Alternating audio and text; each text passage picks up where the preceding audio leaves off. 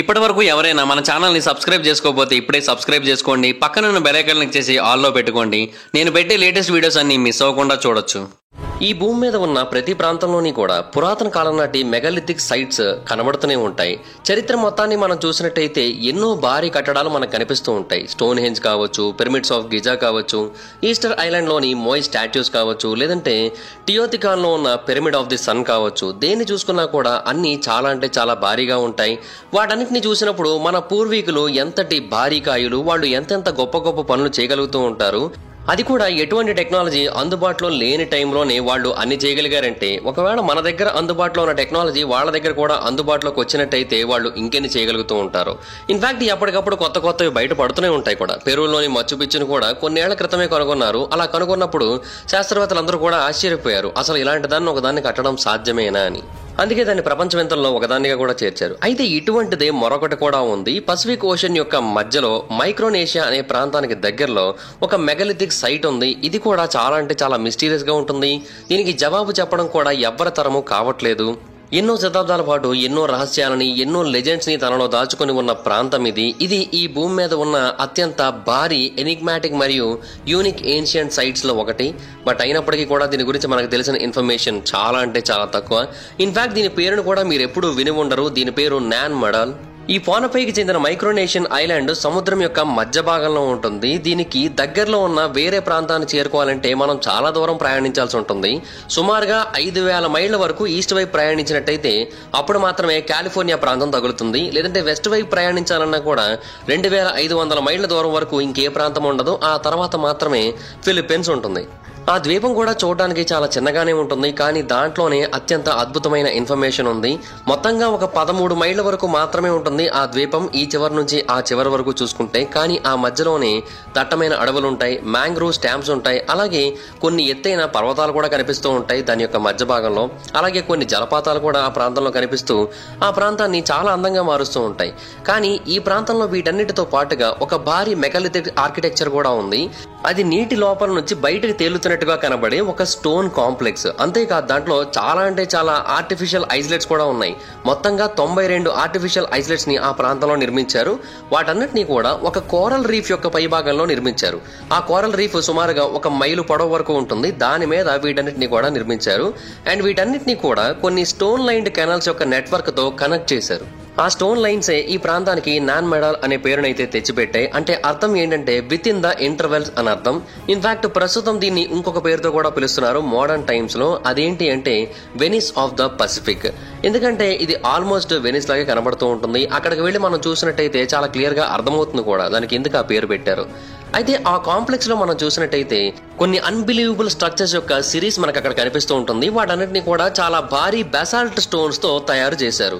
కొన్ని గోడలు 58 అడుగుల ఎత్తు వరకు ఉన్నాయి. అండ్ వాటి యొక్క థిక్నెస్ కూడా 17 అడుగుల వరకు ఉంటుంది. అండ్ వీటన్నిటిని కూడా ఎలా ఏర్పాటు చేశారంటే స్టోన్స్ తోనే, కాకపోతే స్టోన్స్ కి మధ్య ఎటువంటి మెటీరియల్ ని వాడలేదు. ఆ స్టోన్స్ ని ఒకదాని మీద ఒకటి పేర్చుకుంటూ వెళ్ళిపోయారు. అంటే ఆ స్టోన్స్ యొక్క వెయిట్ తక్కువేమీ కాదు పేర్చుకుంటూ వెళ్ళిపోవడానికి. ఒక్కొక్కటి 5 నుంచి 50 టన్నుల బరువు వరకు ఉంటాయి. బట్ వాటన్నిటిని కూడా ఒక ఆర్డర్ లో పేర్చుకుంటూ వెళ్లి ఆ వాల్స్ ని గానీ ఆ కన్స్ట్రక్షన్స్ ని గానీ చేపట్టారు. ఒక అంచనా ప్రకారం మొత్తం ఆ కన్స్ట్రక్షన్స్ అన్ని చేయడానికి 7,50,000 టన్నుల బరువైన స్టోన్స్ అయితే ఉపయోగించారు మొత్తం ఆ సైట్ కన్స్ట్రక్షన్ లో. డేవిడ్ చిల్డ్రస్ అనే ఒక పర్సన్ ఈ ప్రాంతంలో చాలా ఇన్వెస్టిగేషన్స్ చేశాడు నాన్ మెడాల్ దగ్గర. అతను 1980s మరియు 1990s లో ఎక్కువగా ఇన్వెస్టిగేషన్స్ చేశాడు. అతను ఏమని చెబుతూ ఉంటాడంటే ఈ ప్రాజెక్ట్ చాలా అంటే చాలా పెద్దగా ఉంది. ఇన్ఫాక్ట్ మనం కంపేర్ చేయాలంటే దీన్ని గ్రేట్ వాల్ ఆఫ్ చైనాతో కంపేర్ చేయొచ్చు, లేదంటే ఈజిప్ట్ లోని గ్రేట్ పిరమిడ్ తో కంపేర్ చేయొచ్చు. ఎందుకంటే దీంట్లో అంత పెద్ద మొత్తంలో స్టోన్ ని గానీ లేబర్ ని గానీ ఉపయోగించారు. సో ఈ ప్రాంతం చాలా అంటే చాలా భారీది. మనం ఇప్పటివరకు దీన్ని తక్కువ అంచనా వేశామని తెలియజేశాడు. సో నాన్ మెడాల్ అనేది ఎటువంటి సందేహం లేకుండా ఈ భూమి మీద ఉన్న అత్యంత భారీ మెగాలిథిక్ సైట్స్ లో ఒకటి. ఇన్ఫాక్ట్ భూమి మీద ఏ మెగాలిథిక్ సైట్ కూడా కోరల్ రీఫ్ యొక్క పై భాగంలో నిర్మించలేదు. కేవలం ఇది మాత్రమే అలా నిర్మింపబడింది. సో దీనికి అదొక రికార్డు కూడా ఉందని చెప్పాలి. హాయ్ ఫ్రెండ్స్, మీరు ఎప్పుడైనా సరే 5,000 రూపాయల ప్రొడక్ట్ 250 రూపాయలకు రావడానికి గమనించారా? లేదు కదా. కానీ అమెజాన్, ఫ్లిప్కార్ట్ లాంటి కంపెనీస్ ఏం చేస్తూ ఉంటాయంటే కొన్ని గోల్డెన్ హవర్స్ టైంలో మెగా డీల్స్ ఇస్తూ ఉంటాయి. ఆ డీల్స్ టైంలో ఒక్కొక్క ప్రొడక్ట్ మీద 90% నుంచి 95% వరకు డిస్కౌంట్ అయితే ఉంటుంది. అయితే ఈ డీల్స్ కోసం మీరు కాన్స్టెంట్ గా ఆ యాప్స్ చెక్ చేస్తూ ఉండలేదు కదా. కానీ మీకోసం నేను వాటన్నిటిని కూడా కాన్స్టెంట్ గా చెక్ చేస్తూ ఉంటాను. అండ్ దాంట్లో ఎప్పుడు ఏ డీల్ పెట్టినా కూడా ఇమీడియట్గా మీకు ఆ ప్రోడక్ట్ని అయితే షేర్ చేస్తాను. మీరు ఇమీడియట్గా ఆ ప్రోడక్ట్ని పర్చేస్ చేయొచ్చు దాని నుంచే. అండ్ అంతేకాదు కొన్ని ఎక్స్ట్రాడినరీ ప్రొడక్ట్స్ ఉంటాయి, వాటిని మీరు బయట ఎక్కడ కూడా చూడరు. వాటి గురించి కూడా నేను మీకు షేర్ చేస్తాను. మీరు సింపుల్గా చేయాల్సింది ఒకటే, కింద డిస్క్రిప్షన్లో మన టెలిగ్రామ్ ఛానల్ లింక్, మన వాట్సాప్ ఛానల్ లింక్, మన ఇన్స్టా బ్రాడ్కాస్ట్ ఛానల్ లింక్ ఉంటాయి. వీటిలో మీరు ఏ యాప్ ఎక్కువగా వాడతారో ఆ యాప్కి సంబంధించిన లింక్ మీద క్లిక్ చేసి ఆ యాప్లో ఉన్న మన ఛానల్ని ఫాలో అవ్వండి. దాంట్లో రెగ్యులర్గా చాలా ప్రొడక్ట్స్ అయితే మీకు అప్డేట్ అవుతూ ఉంటాయి. అండ్ ఆ ప్రొడక్ట్స్లో మీకు ఏది నచ్చినట్టయితే దాన్ని మీరు కొనుగోలు చేయొచ్చు వెంటనే. సో డిస్క్రిప్షన్లో లింక్స్ ఉన్నాయి, వెంటనే ఫాలో అవ్వండి. అయితే దీన్ని ఇంతకీ ఎవరు నిర్మించారు? రీసెంట్ టైమ్స్ లో దీని మీద కార్బన్ డేటింగ్ పరీక్షలు చేశారు. అప్పుడు తెలిసిన విషయం ఏంటి అంటే ఈ ప్రాంతాన్ని నిర్మించింది సుమారుగా 1180 CE టైంలో, అంటే 1180వ సంవత్సరం టైంలో దీన్ని నిర్మించడం మొదలు పెట్టారు. ఆ తర్వాత నుంచి కూడా దీన్ని కొన్ని ఏళ్ల సమయాన్ని తీసుకొని పూర్తి స్థాయిలో నిర్మించారు. సో ఆ టైంని బట్టి శాస్త్రవేత్తలు ఏమని కన్క్లూషన్కి వచ్చారంటే దీన్ని సాడ్లర్ డైనస్టీ వాళ్ళు నిర్మించి ఉండొచ్చని తెలియజేశారు. ఎందుకంటే అప్పట్లో పాన్పే ఐలాండ్ ని వాళ్లే రూల్ చేశారు కాబట్టి. ఈ థియరీ మనకు చెబుతున్న దాని ప్రకారం అయితే సాడ్లర్స్ 1600 సంవత్సరాల యొక్క చివర్లో ఆ ప్రాంతాన్ని వదిలేసి వెళ్ళిపోయారు. అప్పటి నుంచి కూడా ఈ సైట్ పూర్తిగా వెలివేయబడింది. ఇప్పుడు మనం చూస్తున్న ఈ మిస్టీరియస్ రూన్స్ అప్పట్లో అలా వెలివేయబడినవి. అయితే తర్వాత మరికొన్ని పరిశోధనలు చేశారు ఆ ప్రాంతం మీద. ఆ పరిశోధనలో మనకు తెలియజేసిన విషయం ఏంటంటే నిజానికి 1180 ఇయర్ కంటే ముందే కొంతమంది దీన్ని నిర్మించారని అయితే తెలియజేశారు. అంటే వాళ్ళకంటే ముందు ఆ ప్రాంతంలో ఎవరైతే నివసించారో ఆ సెటిల్మెంట్ వాళ్ళు దీన్ని నిర్మించి ఉండొచ్చని తెలియజేస్తున్నారు. In fact 2nd century before the common ఎరా, అంటే 2200 సంవత్సరాల క్రితం నుంచే దీన్ని నిర్మిస్తూ ఉండొచ్చని తెలియజేశారు. అంతకంటే ముందు కూడా స్టార్ట్ చేసి ఉండొచ్చని తెలియజేశారు. సో ఈ నాన్ మెడాల్ యొక్క మిస్టరీ సాడ్లర్ డైనస్టీ నుంచే కాదు, అంతకంటే ముందు నుంచే స్టార్ట్ అయింది అయితే మనకి ఇక్కడ చాలా క్లియర్ గా అర్థమవుతోంది. అయితే ఈ నాన్ మెడాల్ ని 1000 సంవత్సరాల క్రితం సాడ్లర్ డైనస్టీ వాళ్ళే నిర్మించారు అనుకుందాం.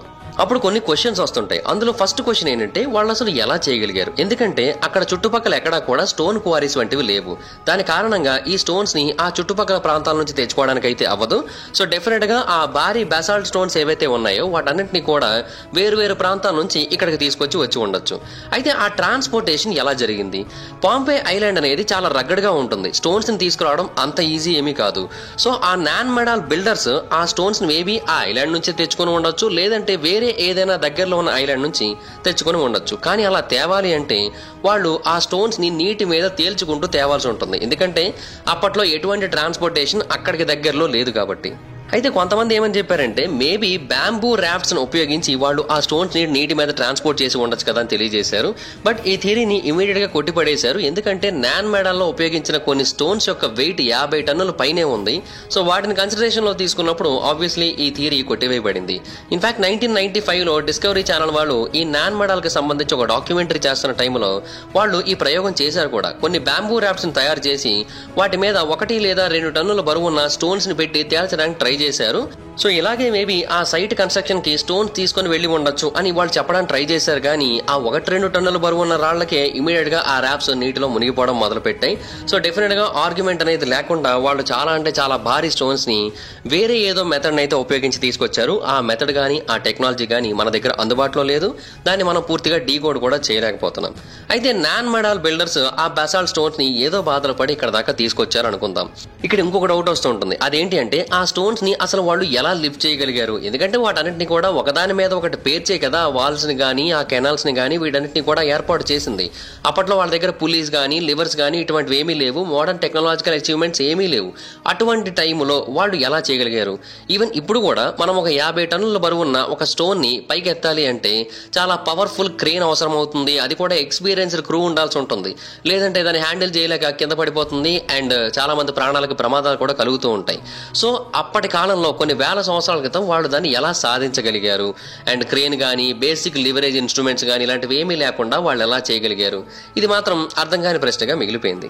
సరే, దీనికి మన దగ్గర జవాబు లేకపోయినప్పటికీ ఏదో బాధలు పడి వాళ్ళు ఆ స్టోన్స్ అన్నింటినీ కూడా లిఫ్ట్ చేసి అక్కడ పెట్టారనుకుందాం. ఇక్కడ కూడా ఒక ప్రాబ్లం అయితే ఉంటుంది. అదేంటి అంటే సాడ్లర్ డైనస్టీ టైంలో ఆ పాన్పే ఐలాండ్ మొత్తంగా ఉన్న పాపులేషన్ ఎంతో తెలుసా? ఒక అంచనా ప్రకారం 20,000 నుంచి 30,000 మంది ప్రజలు మాత్రమే.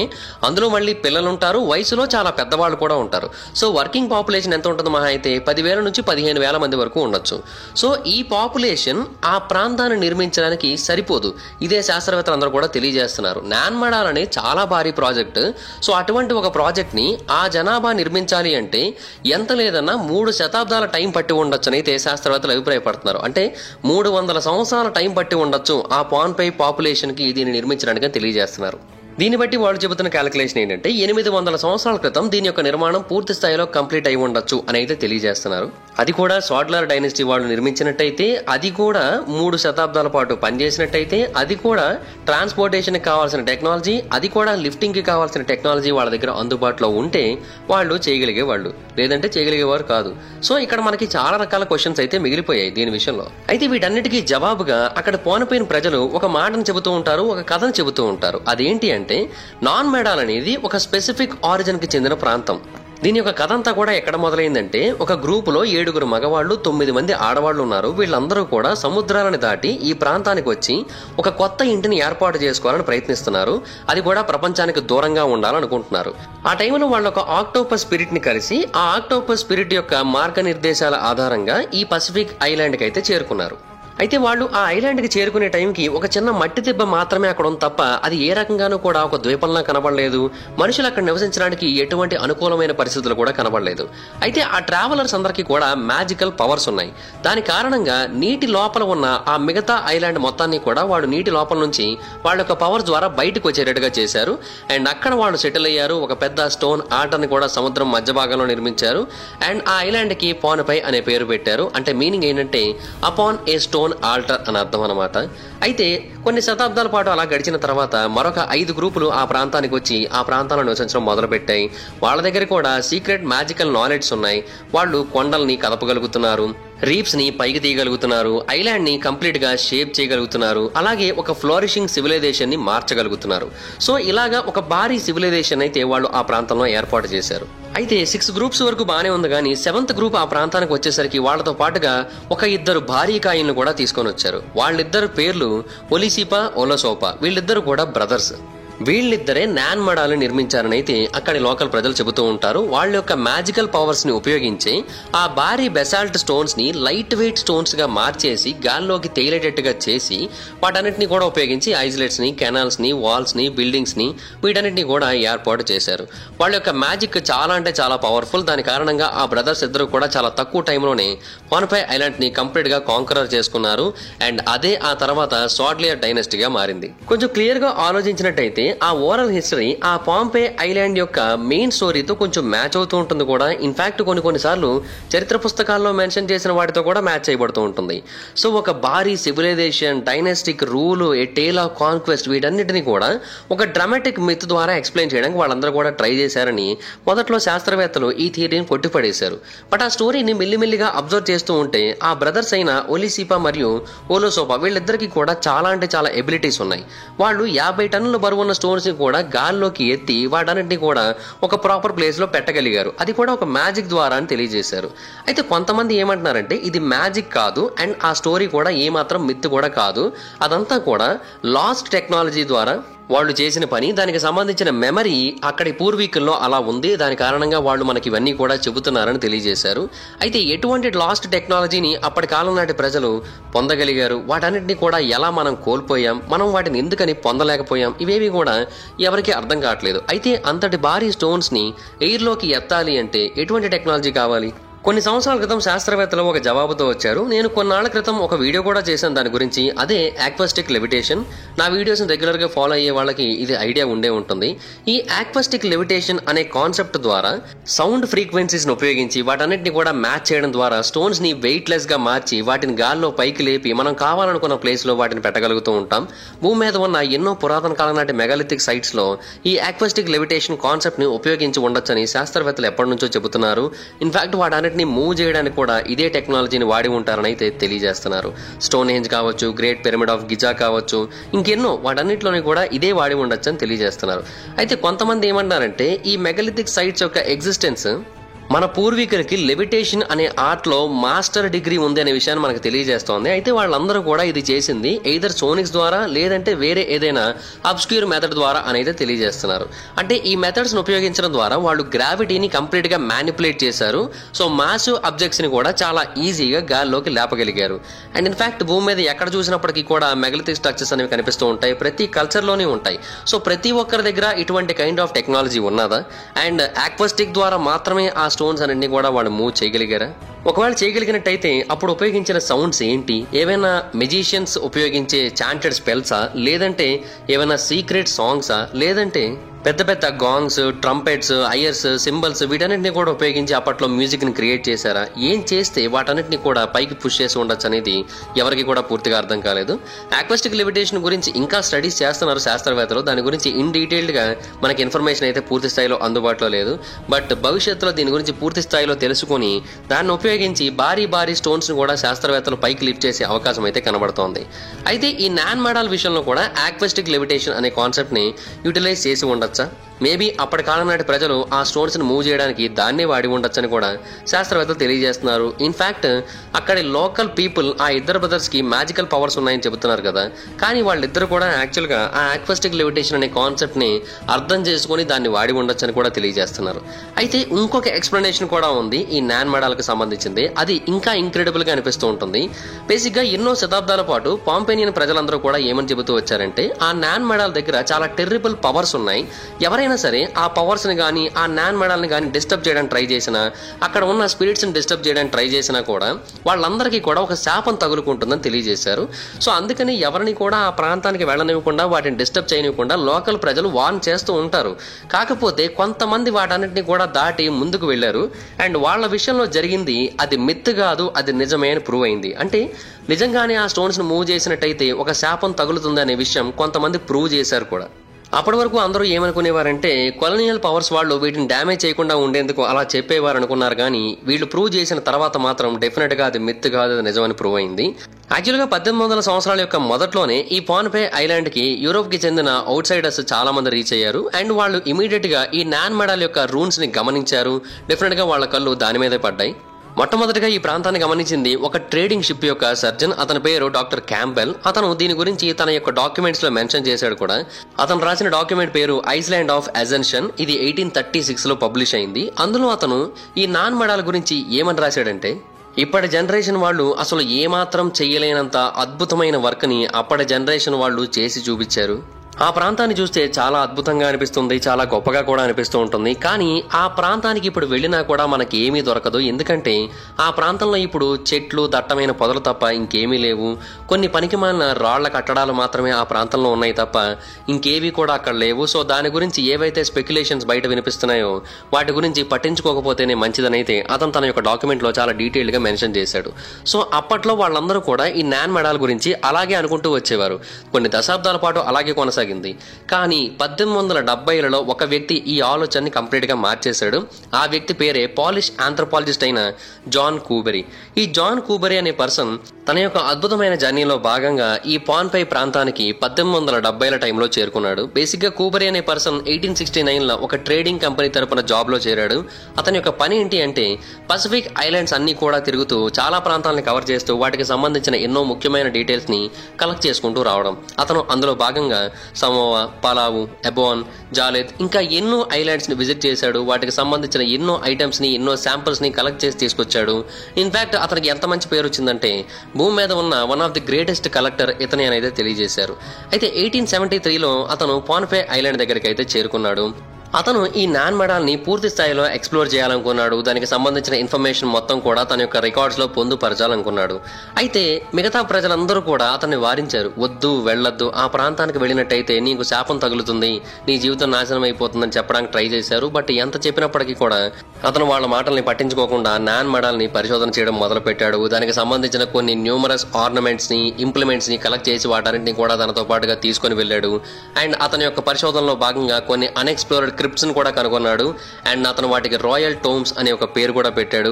అండ్ వీటన్నిటిని కూడా అతను తన యొక్క డీటెయిల్స్ లో మెన్షన్ చేశాడు. అతను ఏమని తెలియజేశాడంటే, మేము ఎక్స్ప్లోర్ చేసిన టోమ్స్ అన్ని కూడా కంప్లీట్ గా కోరల్తో నిండిపోయి ఉన్నాయి. అండ్ ఎక్కడ చూసినా కూడా మాకు హ్యూమన్ బోన్స్ గానీ, లేదంటే ప్రిమిటివ్ ఆర్నమెంట్స్ గానీ కనబడ్డాయి. అంటే బ్రేస్లెట్స్, నెక్లెస్లు వంటివి కనబడ్డాయి. అలాగే స్టోన్ యాక్సిల్ వంటి ఇంప్లిమెంట్స్ కూడా కనబడ్డాయి.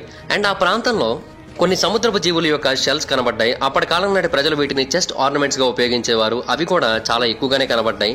సో ఆ ప్రాంతంలో చాలా మంది చనిపోయారని అయితే క్లియర్ గా అర్థమవుతోంది. ఇన్ఫాక్ట్ ఆ సమాధిలో కనబడ్డ అస్థిపంజరాల్లో కూడా చాలా మంది మనుషుల యొక్క డీటెయిల్స్ అయితే కనబడుతున్నాయి. సో డెఫినెట్ గా ఈ ప్రాంతంలో ఒకప్పటి కాలం నాటి నేటివ్ ప్రజల యొక్క సమాధులు ఉన్నాయని అయితే అతను చాలా క్లియర్ గా తెలియజేశాడు. అయితే ఇక్కడ ఒక పాయింట్ కూడా ఉంది. ఆ టోమ్స్ లో కొన్ని రౌండ్ డిస్కులు కూడా కనబడ్డాయి. అవి మధ్యలోకి చీల్చబడ్డాయి. అంటే అవి ఇప్పటి కాలంలో చాలా అంటే చాలా విలువైనవి. అండ్ ఇప్పటి కాలంలో వాటిని మనం మన కరెన్సీలోకి మార్చినట్టయితే కొన్ని కోట్ల రూపాయలు విలువైతే చేస్తూ ఉంటుంది. ఇన్ఫాక్ట్ వాళ్ళ యొక్క వేస్ట్ బ్యాండ్స్ గానీ హెడ్ బ్యాండ్స్ గానీ ఇవన్నీ కూడా కనబడ్డాయి. అలాగే కొంతమంది మనుషుల యొక్క లోవర్ జాస్ కనబడ్డాయి, ఫ్రంటల్ బోన్స్ కనబడ్డాయి. సో డెఫినెట్ గా ఆ ప్రాంతంలో ఫ్యామిలీ బరియల్స్ జరిగి ఉండొచ్చు. అంటే ఏదో ఒక కుటుంబం యొక్క శరీరాలన్నింటినీ కూడా ఒకటే చోట భద్రపరిచి ఉండొచ్చు అయితే అతను అభిప్రాయపడ్డాడు. అండ్ అతని అంచనా ప్రకారం మొత్తంగా 13 మంది యొక్క వేరు బోన్స్ అయితే కనబడ్డాయి. సో డెఫినెట్ గా అప్పటి కాలం నాటి రాజులు లేదంటే చీఫ్స్ యొక్క ఫ్యామిలీ మొత్తాన్ని కూడా ఇక్కడ సమాధి చేసి ఉండొచ్చనైతే అతను తన యొక్క డీటెయిల్స్ తెలియజేశాడు. అలాగా కొన్ని నెలల పాటు అక్కడే గడిపి ఎన్నో వస్తువులను కలెక్ట్ చేసుకున్న తర్వాత 1874లో క్యూబెరీ మళ్లీ యూరోప్ కి వెళ్లాలని రిటర్న్ అయ్యాడు. అయితే అలా వెళుతున్న టైంలో తనతో పాటుగా అన్ని ఆర్టిఫాక్ట్స్ కూడా తీసుకుని ప్రయాణిస్తున్న టైంలో డిజాస్టర్ అనేది అతని యొక్క షిప్ ని తాకింది. ఆ షిప్ లో క్యూబెరీతో పాటుగా ప్రయాణిస్తున్న మరొక పర్సన్ ఆ ప్రమాదం గురించి ఏమని తెలియజేశారంటే, షిప్ ఒక నేరో ఓషన్ పాసేజ్ లోకి వెళుతున్న టైంలో మార్షల్ ఐలాండ్స్ కి దగ్గరలో జాలిత్ కి దగ్గరలో ఉన్నాం మేము. ఆ టైంలో షిప్ ని యాక్చువల్ గా సౌత్ భాగం వైపు తిప్పాల్సి ఉంటుంది. కాకపోతే షిప్ యొక్క కెప్టెన్ దాన్ని సరిగ్గా చూసుకోకుండా నార్త్ వైపు తిప్పాడు. దాని కారణంగా ఏంటంటే షిప్ అక్కడ ఉన్న రీఫ్ ను గుద్దుకుని డ్యామేజ్ అయిపోయింది, అక్కడే ఆగిపోయింది కూడా. సో మొత్తం అందరూ కూడా ఆ కెప్టెన్ నే తిట్టారు. అతని కారణంగానే ఈ పరిస్థితి ఎదురైందని అయితే తెలియజేశారు.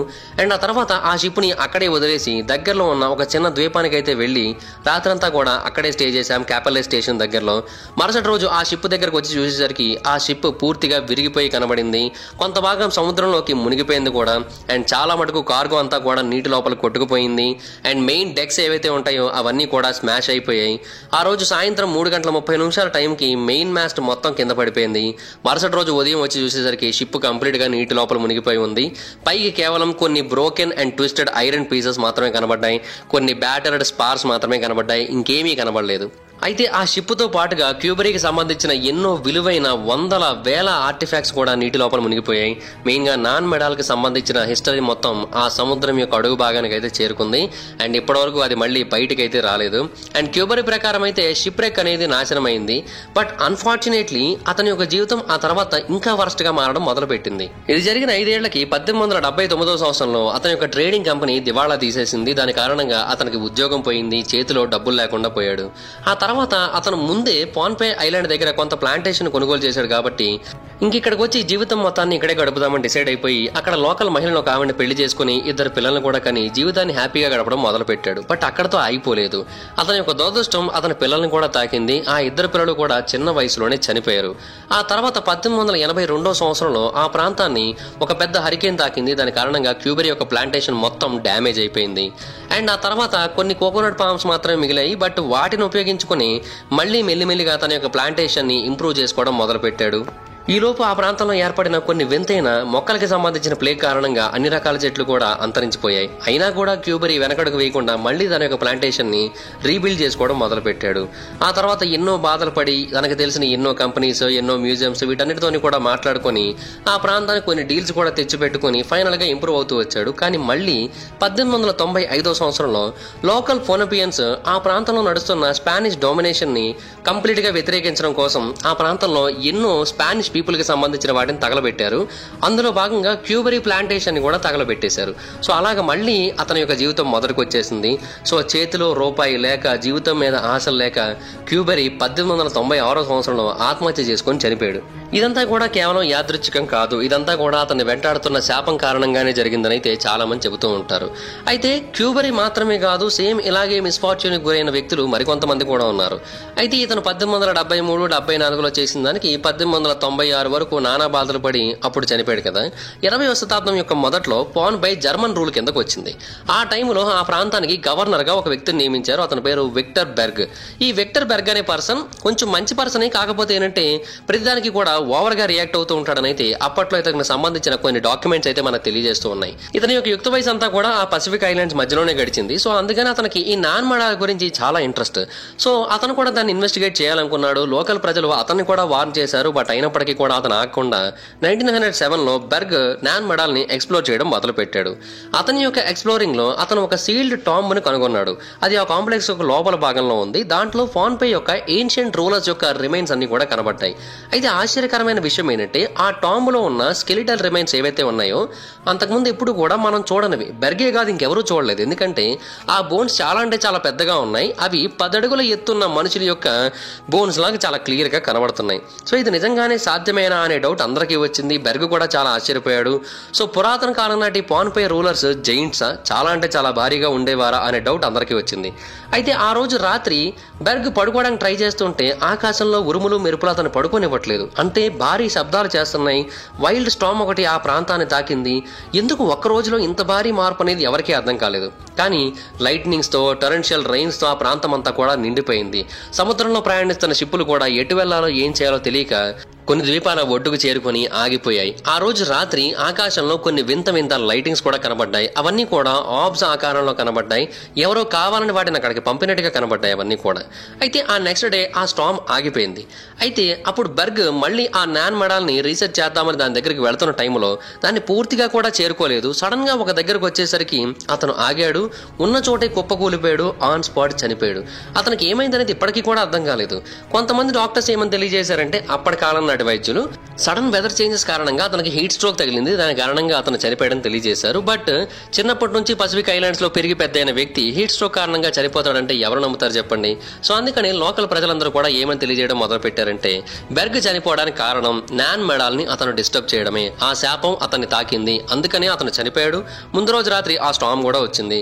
ఆ స్టార్మ్ ని చూసిన తర్వాత అయినా సరే అతను ఆగిపోయి ఉంటే మేబీ అతను బ్రతికే ఉండేవాడు. కానీ అతను మళ్ళీ దాని దగ్గరికి వెళదామని డిసైడ్ అయ్యాడు. అందుకని ఆ సూపర్ న్యాచురల్ పవర్స్ అతన్ని చంపేశాయనైతే వాళ్ళందరూ కూడా తెలియజేయడం మొదలు పెట్టారు. సో ఇలాగా రకరకాలుగా ఆ ప్రాంతానికి సంబంధించిన ఎక్స్ప్లెనేషన్స్ అయితే వినిపిస్తూ ఉంటాయి. ఆ ప్రాంతంలో శాపం నిజంగానే ఉందనడానికి వీళ్ళిద్దరూ కూడా ది బెస్ట్ ఎగ్జాంపుల్ గా మారిపోయారు.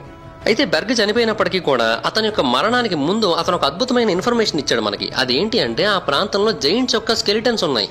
అది చాలా అంటే చాలా పెద్ద విషయం. అది మనకి చరిత్ర చెబుతుందని ప్రకారం నాన్ మెడాల్ని నిర్మించిన బ్రదర్స్ ఇద్దరు కూడా సార్సరర్స్. సో వాళ్ళు అంత భారీగా ఉండేవాళ్ళ. అప్పటి కాలం నాటి ప్రజలు నిజంగా 10 అడుగులు ఎత్తుండేవాళ్ళ. వాళ్ళు ఆ హెవీ స్టోన్స్ ని చాలా ఈజీగా ఎత్తేయగలిగేవాళ్ళ. అందుకనే వాటిని నిర్మించారా వాళ్ళు అనే ఒక డౌట్ కూడా ఆ తర్వాత నుంచి రావడం మొదలుపెట్టింది. అయితే నాన్ మెడాల్ కి మరియు జైంట్స్ కి మధ్య ఉన్న కనెక్షన్ అక్కడతో ఆగిపోలేదు. ఇన్ఫాక్ట్ అప్పుడే స్టార్ట్ అయిందని చెప్పాలి. మొదటి ప్రపంచ యుద్ధం ముగిసిన తర్వాత పాన్పే ఐలాండ్స్ యొక్క కంట్రోల్ మొత్తం కూడా జాపనీస్ పీపుల్ యొక్క ఆధీనంలోకి అయితే చేరుకుంది. అండ్ వాళ్ళు ఆ ప్రాంతాన్ని చాలా ఎక్కువగా రూల్ చేశారు. ఇన్ఫాక్ట్ అంతకు ముందు జరిగిన దానికంటే ఇంకెక్కువగానే వాళ్ళు ఆ ప్రాంతంలో డామినేషన్ చూపించారు. అండ్ వాళ్ళు కూడా నాన్ మెడాల్ ని ఇన్వెస్టిగేట్ చేశారు. అండ్ వీళ్ళు నాన్ మెడాల్ గురించి చాలా డీటెయిల్స్ ని కనుగొన్నారు. అంతకు ముందు ఇంకెవ్వరూ కనుగొనని డీటెయిల్స్ వీళ్ళు కనుగొన్నారు. ఎందుకంటే దాని గురించి ఇంకా డీప్ గా వాళ్ళు తెలుసుకున్నారు కాబట్టి. అయితే ఈ జపాన్ రూల్ ఆఫ్ పాన్పేకి సంబంధించిన రికార్డ్స్ అన్ని కూడా 2వ ప్రపంచ యుద్ధం టైంలో కొట్టుకుపోయాయి.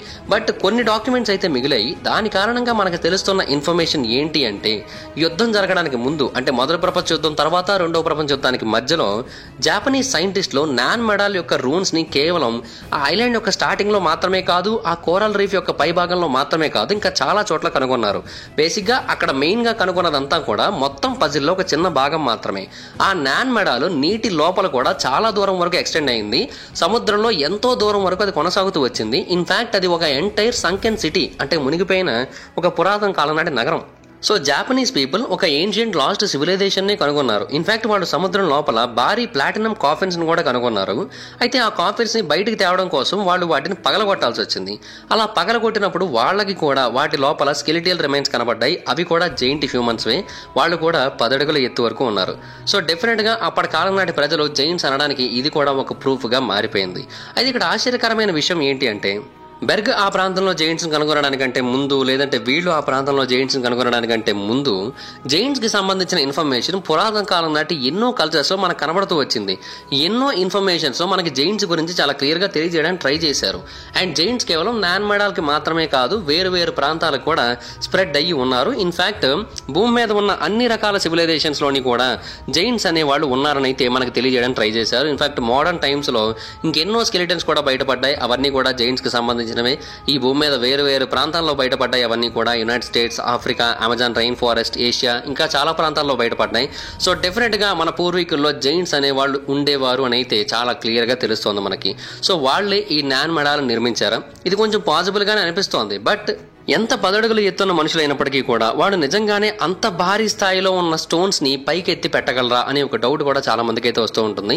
సో అంతటి భారీ మనుషుల దగ్గర ఇంకెంత భారీ టెక్నాలజీస్ ఉండాలి అనే ఒక డౌట్ కూడా వస్తుంది. సో డెఫినెట్ గా వాళ్లే చేసి ఉంటారని అయితే చాలా మంది నమ్మడం మొదలు పెట్టారు.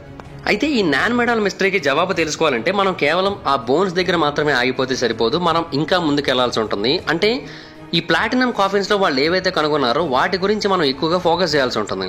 ఇన్ఫాక్ట్ ఆ ప్లాటినం కాఫిన్స్ మాత్రమే కాదు నీటి లోపల కనుగొనబడ్డవి, ఇంకా చాలానే ఉన్నాయి. ఆ నాన్ మెడాల్ యొక్క షోర్స్ కి దగ్గరలో చాలానే కనుగొన్నారు. 1939లో జర్మన్ ఎక్స్ప్లోరర్ మరియు ఆథర్ అయిన హెర్బర్ట్ రిట్లింగర్ అనే ఒక పర్సన్ ఆ ప్రాంతంలో పరిశోధనలు చేస్తున్న టైంలో, అంటే జపనీస్ ఆ ప్రాంతాన్ని రూల్ చేస్తున్న టైంలోనే అతను ఆ ప్రాంతాన్ని పరిశోధించాడు. అతను దాని గురించి ఒక పుస్తకంలో చాలా డీటెయిల్డ్ గా మెన్షన్ చేశాడు. అతను ఏమని రాశాడంటే, అక్కడ కేవలం ప్లాటినం కాఫిన్స్ మాత్రమే కాదు, నీటి లోపల ఒక పెద్ద సెలబ్రేటెడ్ కింగ్డమే ఉంది. అది 1 మిలీనియం క్రితం ఆ ప్రాంతంలో ఉండి ఉండొచ్చని చాలా క్లియర్ గా తెలుస్తోంది. అండ్ అంతేకాకుండా ఆ ప్రాంతంలో వెల్త్ కూడా చాలా ఎక్కువగా ఉన్నట్టు తెలుస్తోంది. ఎందుకంటే ఈ ప్రాంతంలో ఎన్నో పెరల్స్ కూడా ఎప్పటికప్పుడు బయటపడుతున్నాయి. సో డెఫినెట్ గా ఈ ప్రాంతంలో చాలా పెద్ద సంఖ్యలో నిధి కూడా దాగి ఉండే అవకాశం ఉంది. అండ్ అదంతా కూడా ఒక పురాతన కాలం నాటి సివిలైజేషన్ కి చెందిన నిధి అయి ఉండొచ్చు. అండ్ నీటి లోపల స్టోన్ వాల్స్ ఉన్నాయి, పిల్లర్స్ ఉన్నాయి, మోనోలిత్స్ ఉన్నాయి. ఇవన్నీ కూడా లెక్కలేనంత భారీ సంఖ్యలో ఉన్నాయి. అండ్ వాటి మీద కొన్ని స్టోన్ టాబ్లెట్స్ కూడా కనబడ్డాయి. వాటి మీద కొన్ని వింత వింత అక్షరాలతో కూడుకున్న రాతలు కూడా చెక్కి ఉన్నాయి. వాటన్నింటినీ కూడా మనం డీకోడ్ చేయగలిగినట్టయితే మనం చాలా విషయాలు తెలుసుకోవచ్చు. ఈ ప్రాంతానికి చెందిన ఎంతో మంది పెరల్ డైవర్స్ నీటి లోపల ఎన్నో ప్రీషియస్ మెటల్స్ ని, ఎన్నో పెరల్స్ ని, ఎన్నో సిల్వర్ బార్స్ ని, వీటన్నిటిని కూడా కనుగొన్నారు. సో డెఫినెట్ గా నాన్ మెడాల్ అనేది ఒక ఆస్టౌండింగ్ ఏన్షియంట్ సిటీ. దాని యొక్క పైభాగం మాత్రమే మనకు కనబడుతోంది, కానీ లోపల చాలా అంటే చాలా పెద్ద నగరమే దాగి ఉంది. అది మనకి తెలియట్లేదు. దాని గురించి మనం మరిన్ని పరిశోధనలు చేస్తేనే మనకి దాని గురించి తెలుస్తుంది అని అయితే వాళ్ళు తెలియజేయడం మొదలు పెట్టారు. అయితే ఈ టైంలో ఆ ప్రాంతానికి చెందిన మరొక అండర్ వాటర్ కింగ్డమ్ గురించిన ఇన్ఫర్మేషన్ బయటకు వచ్చింది.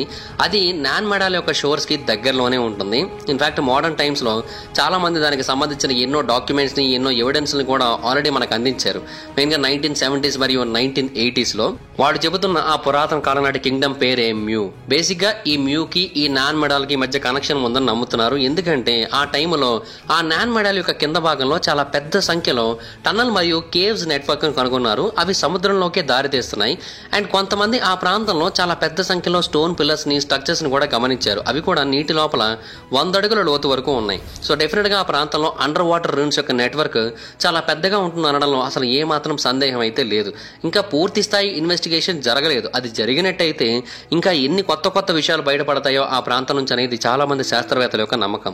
అయితే ఈ మ్యూ కింగ్డమ్ కి దీనికి కూడా ఒక లింక్ ఉందని అయితే చాలా మంది నమ్ముతున్నారు. వాళ్ళు చెప్పేది ఏంటంటే మ్యూకి దీనికి లింక్ ఉండడం కాదు, ఇన్ఫాక్ట్ ఆ మ్యూ కింగ్డమే ఇంతవరకు స్ప్రెడ్ అయిందని చెబుతూ ఉన్నారు. ఆ మ్యూ కాంటినెంట్ గురించి ఆల్రెడీ ఒక వీడియో మనం చేసాం, మన ఛానల్లో ఉంటుంది. ఎవరైనా చూడకపోయినట్టయితే చూడండి. దీని గురించి మొట్టమొదటిసారిగా ప్రతిపాదించింది 1800 సంవత్సరాల యొక్క చివరిలో ఆర్కియాలజిస్ట్ అయిన అగస్టస్ లీ ప్లాంగ్వాన్ అనే ఒక పర్సన్. అతను యుకాటన్ పెనిన్సులాకి సంబంధించి ఎన్నో రీసెర్చ్లు చేస్తున్న టైంలో అతను ఏన్షియంట్ మాయన్ ట్రాన్స్క్రిప్షన్స్ ని కనుగొన్నాడు. అండ్ వాటి లోపల మ్యూ అనే ఒక లాస్ట్ కాంటినెంట్ గురించి, లాస్ట్ ఏన్షియంట్ కింగ్డమ్ గురించి మెన్షన్ చేయబడింది. ఇన్ఫాక్ట్ మ్యూ అనేది ఒక కింగ్డమ్ మాత్రమే కాదు, ఒక పెద్ద ఖండం కూడా. అది నీటి లోపల మునిగిపోయిందని అయితే ఆయన తెలియజేశాడు. ఈ ఐడియాని 1920s మరియు 1930s టైంలో ఇంకొక పర్సన్ బాగా గుర్తించాడు. అతని పేరు జేమ్స్ చర్చ్వర్డ్. అతను బ్రిటిష్ ఇండియాలో సోల్జర్ గా పనిచేసి తర్వాత ఉద్యోగ విరమణ చేసిన తర్వాత ఇటువంటి వాటి మీద పరిశోధనలు చేయడం మొదలు పెట్టినప్పుడు అతను కూడా కొన్ని ఏన్షియంట్ క్లే టాబ్లెట్స్ ని కనుగొన్నాడు. వాటి యొక్క ఇన్ఫర్మేషన్ డీకోడ్ చేసినప్పుడు అతనికి కూడా ఏన్షియంట్ లాస్ట్ కాంటినెంట్ ఒకటి పసిఫిక్ మహాసముద్రం యొక్క కింద భాగంలో ఉంది, దాని పేరు మ్యూ అనేది తెలియజేశాడు. అయితే చర్చ్వర్డ్ చెబుతున్న దాని ప్రకారం ఆ కాంటినెంట్ సుమారుగా నార్త్ నుంచి సౌత్ వరకు 3000 మైళ్ళ వరకు స్ప్రెడ్ అయి ఉంది. ఈస్ట్ నుంచి వెస్ట్ వరకు 5000 మైళ్ళ వరకు స్ప్రెడ్ అయి ఉంది. అండ్ ఆ ప్రాంతంలో ఒక అడ్వాన్స్డ్ ఏన్షియంట్ సివిలైజేషన్ ఉండేది. అది 50,000 సంవత్సరాల క్రితం ఆ ప్రాంతంలో ఉండేదని అయితే అతను తెలియజేశాడు. బట్ అది సడన్ గా నీటి లోపల మునిగిపోయింది అండ్ ఆ తర్వాత కనిపించకుండా పోయిందని అయితే అతను తెలియజేశాడు. దానికి కారణం ఏంటనేది అయితే మాత్రం ఇప్పటికీ కూడా ఎవరికి అర్థం కాలేదు. అయితే ఈ పాంపే యొక్క లొకేషన్ ని పసిఫిక్ ఓషన్ దగ్గర మనం ఎగ్జాక్ట్ గా పెట్టి చూసినట్టయితే మ్యూ కూడా ఆల్మోస్ట్ అక్కడే కనబడుతోంది. ఇన్ఫాక్ట్ పాంపే దానికి చాలా దగ్గరగా కనబడుతోంది. సో ఆ లెజెండరీ లాస్ట్ కాంటినెంట్ యొక్క అవుట్స్కర్ట్స్ ఈ పాంపే అయి ఉండొచ్చు. అంతేకాకుండా ఈ నాన్ మెడాల్ ఏదైతే ఉందో దాని యొక్క ఎంట్రన్స్ గానీ, లేదంటే ఎగ్జిట్ గానీ, లేదంటే దాని యొక్క అవుట్ అవుట్స్కట్స్ కానీ అయి ఉండే ఛాన్స్ అయితే ఉంది. అయితే చర్చ్ వార్డ్ దీన్ని 1926లోనే ప్రపోజ్ చేశాడు. దాని యొక్క అవుట్స్కట్స్ ఈ నాన్ మడాలని తెలియజేశాడు. ప్లాటినం కాఫిన్స్ కానీ అండర్ వాటర్ టనల్స్ కానీ అప్పటికి కనుగొనబడలేదు, బట్ దానికంటే ముందే అతను తెలియజేశాడు. సో ఇది నిజంగానే జరిగే ఛాన్స్ అయితే ఉందా? సో నీటి లోపల మరొక భారీ కింగ్డమ్ ఉందా, అండ్ దాని యొక్క అవుట్స్కట్స్ నాన్ మెడాలా, అండ్ ఒక అడ్వాన్స్డ్ ఏన్షియంట్ సివిలైజేషన్ ఇప్పటికీ కూడా పసిఫిక్ మహాసముద్రం యొక్క కింద భాగంలో ఉందా, అది కూడా కొన్ని వేల సంవత్సరాల క్రితం నాటి చరిత్రను కలిగి ఉన్నదా? సో దీనికన్నిటికీ కూడా ఇప్పటి వరకు మనకు దొరికిన ఎవిడెన్స్లు అయితే మాత్రం ఎస్ అనే తెలియజేస్తున్నాయి. బట్ మరిన్ని ఎవిడెన్స్లు దొరికిన తర్వాత మనం పూర్తి స్థాయిలో కన్ఫర్మ్ చేయగలం. బట్ ఈ పాన్పే ఐలాండ్స్ అనేవి సముద్రం యొక్క మధ్య భాగంలో ఉంటాయి, అండ్ మెయిన్ గా ఇది ఒక ముఖ్యమైన ప్రాంతంలో ఉంది. ఆ ప్రాంతం పేరు స్మాక్ డాబ్. అంటే 300 మైళ్ళ పొడగున్న ఈ జోన్ యొక్క మధ్య భాగంలో ఉంది. ఈ ప్రాంతంలోనే టైఫూన్స్ అనేవి పుడుతూ ఉంటాయి. ఈ టైఫూన్స్ చాలా అంటే చాలా పవర్ఫుల్ గా, చాలా సివియర్ గా కూడా ఉంటాయి. వాటికి ఆ పవర్ కానీ ఆ సివియారిటీ కానీ ఆ ప్రాంతం నుంచే వస్తూ ఉంటాయి. సో డెఫినెట్ గా ఈ ప్రాంతంలోనే టైఫూన్స్ ఫామ్ అవుతున్నాయి కాబట్టి ఈ ప్రాంతంలో మనకు తెలియని ఏదో టెక్నాలజీ కూడా దాగి ఉండొచ్చని చెబుతున్నారు. అంటే టైఫూన్స్ అనేవి కేవలం cold air currents, warm ocean waters తో కొలైడ్ అవడం వల్ల మాత్రమే క్రియేట్ అవ్వవు. వాటికి ఇంకొక కారణం కూడా ఉంది. ఎలక్ట్రోమాగ్నెటిక్ ఛార్జ్ కారణంగా కూడా అవి క్రియేట్ అవుతున్నాయి. దాని కారణంగానే అవంత పవర్ఫుల్ గా మారుతున్నాయని కూడా శాస్త్రవేత్తలు ఆల్రెడీ తెలియజేశారు. సో ఆ ఎలక్ట్రోమాగ్నెటిక్ కాంపోనెంట్ ఎక్కడి నుంచి వస్తుంది? బేసిక్ గా ఆ లొకేషన్ మనం కనుక చూసుకున్నట్టయితే అది నాన్ మెడల్ లొకేషన్. ఆ ప్రాంతంలో చాలా భారీ బెసాల్ట్ స్టోన్స్ అయితే ఉంటాయి కదా. ఈ బెసాల్ట్ స్టోన్స్ కి ఎలక్ట్రోమాగ్నెటిక్ ప్రాపర్టీస్ చాలా అంటే చాలా ఎక్కువగా ఉంటాయి. సో కొంతమంది ఏమని చెబుతున్నారంటే అసలు ఇది సిటీ యొక్క అవుట్స్కట్స్ కాదు, ఇంకేదో కాదు, ఇది ఒకప్పటి కాలం నాటి పవర్ స్టేషన్ అని తెలియజేస్తున్నారు. దీని యొక్క ఎలక్ట్రోమాగ్నెటిక్ క్వాలిటీస్ టైఫోన్స్ ఎలాగైతే క్రియేట్ చేస్తున్నాయో అప్పట్లో కూడా అలాగే ఎనర్జీని రిలీజ్ చేసేవి, అండ్ ఈ ప్రాంతాన్ని ఇది ప్రొటెక్ట్ చేసేదని కూడా చాలా మంది తెలియజేస్తున్నారు. సో వాళ్ళ మాటల ప్రకారం నాన్ మెడల్ అనేది ఒక ఏన్షియంట్ సిటీ కాదు, ఒక intentionally constructed weather modification project కూడా. మనం ఆల్రెడీ మాట్లాడుకున్నాం వాళ్ళు టెక్నాలజికల్గా చాలా అడ్వాన్స్ స్టేట్లో ఉన్నారని. సో అంత అడ్వాన్స్ స్టేట్లో ఉన్న వాళ్ళకి దీన్ని నిర్మించడం పెద్ద కష్టమైన పని ఏమీ కాదు, అండ్ ఇంకొంచెం ఫర్దర్గా వెళ్ళి దీన్ని ఇలా నిర్మించి ఉండొచ్చని కూడా తెలియజేస్తున్నారు.